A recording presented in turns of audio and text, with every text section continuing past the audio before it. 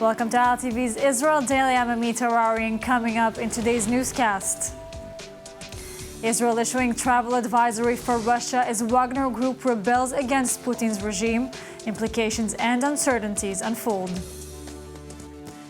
Meantime, high tensions in Judea and Samaria. Security guard injured in terror attack as Prime Minister Netanyahu unveils drone strike against terror cell. And later, Israeli Special Olympics delegation defying odds in Berlin, advocating for equal rights and celebrating exceptional athletes.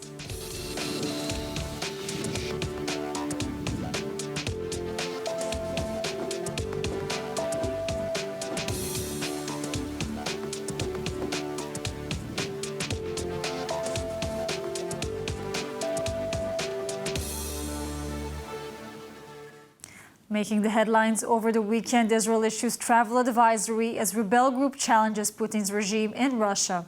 With implications yet uncertain, Prime Minister Netanyahu and top officials convene to address the unfolding situation, while additional consular officials are dispatched to Moscow and St. Petersburg.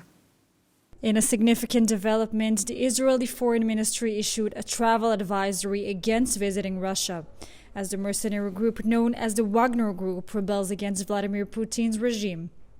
The ministry has urged Israelis to reconsider their travel plans to Russia and advised those already in the country to assess the necessity of staying there.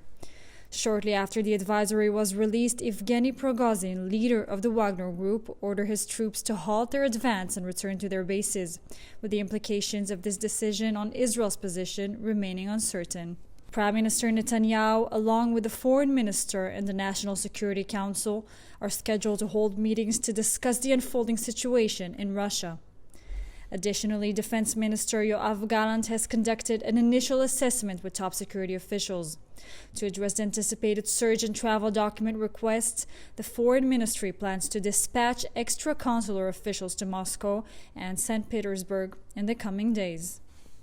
Meanwhile, rebel mercenaries have advanced northward toward Moscow after seizing a crucial military base. This development coincides with Russian President Putin's pledge to quell the rebellion and prevent the onset of a civil war. However, Yevgeny Prig-ozhin announced that he had ordered his mercenaries to cease their march on Moscow and retreat to their field camp in Ukraine to prevent Russian bloodshed. Moscow had already taken precautionary measures by setting up checkpoints with armored vehicles and troops in its southern border. Red Square was closed and the motorists were urged to avoid certain roads. Putin, in a televised address, condemned the rebellion as a betrayal and a treason, vowing severe consequences for the organizers of the armed uprising led by his former protégé. He asserted that all those responsible would face punishment and the necessary orders had been given to the armed forces and government agencies. Furthermore, Moscow's mayor Sergei Sobyanin cautioned residents about potential traffic restrictions and declared a non-working day for most on Monday. Prig-ozhin stated that his fighters would not surrender, citing a desire to prevent a perpetuation of corruption, deceit, and bureaucracy in the country. The situation remains fluid as events continue to unfold in Russia. And joining us now with more on all travel warnings and latest with Russia is expert in international security and geopolitics with the Israel Strategy and Defense Forum, Dr. Anat Hochberg-Marom. Anat, let's start with the latest on the event itself. Over the weekend, the Wagner mercenaries group left Ukraine, took over the southern headquarters of the Russian army in the south, and pointed its convoy toward Moscow, aiming to overthrow the military leadership. Now, Putin's leadership under threat. Then Wagner leader Yevgeny Prig-ozhin abruptly ordered a halt and is apparently leaving for Belarus. What's the latest after all this? I think we have to look into the details and see that this is not only a beginning of new era and a final of the first, I would say, period in a wartime between Russia and Ukraine. It's a turning point, it's a strategic turning point that either it is going to deteriorate between Russia and Ukraine, or is going to, I would say, to elaborate and to be a lot more lethal struggle between Russia and the West.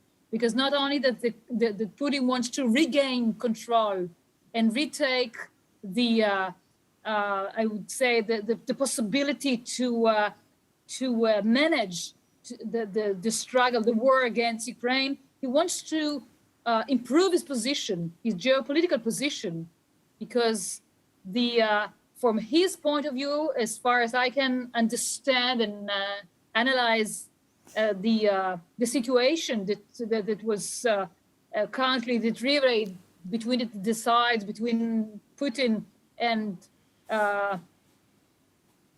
his very tough enemy, Prig-ozhin, as we see right now at the screen. I would say that it is going to be a lot more, I would say, complex and complicated situation from now on.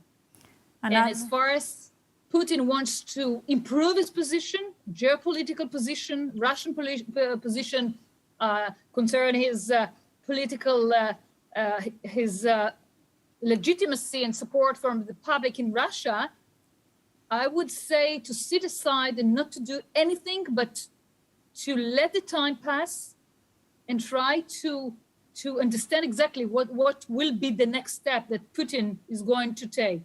Nathan, quickly connecting Israel to this. Israel was quick to issue travel warnings to its citizens. What is the danger for Israelis currently in Russia, and should they hunker down? I mean, live life normally or try to flee Russia? I would say very cautiously, sit and wait. That's what I said several times yesterday in each and every interview that I was interviewed. I said, don't do anything that could raise the attention of Putin aside from the point he is standing right now, because it is a very delicate and very fragile situation that could deteriorate to something a lot more dangerous, not only to Russia, but also to Europe, not only to Europe, but also to the West. As far as Israel is concerned, from indirectly concerned over here regarding what's going on with Russia in Syria. That's why I all the time I do mention not to be engaged in any decision-making process that Putin is taking or may take in the near future. Dr. Anat Hochberg-Maron, thank you so much for joining us today. Thank you. In breaking news, Cyprus has successfully foiled a planned terrorist attack targeting Jews on the island, according to local reports. The thwarted attack was orchestrated by the IRGC and was prevented through the joint efforts of Cyprus and its Western allies. Sources suggest that the United States and Israel were likely involved in this cooperative operation. Jerusalem and Nicosia have previously collaborated to disrupt Iranian plots against Israelis. In a notable incident last year, they apprehended a Russian-Azerbaijani assassin hired by the IRGC to eliminate Israeli businessmen in Cyprus. Notably, billionaire Teddy Sagi was among those safely evacuated to Israel at that time. Earlier this year, tensions escalated as the IRGC accused Israel of conducting an airstrike in Syria that resulted in the killing of military advisor Milad Haidari. In response, the IRGC threatened retaliatory action. A terrorist shooting attempt at a checkpoint over the weekend could have ended in tragedy.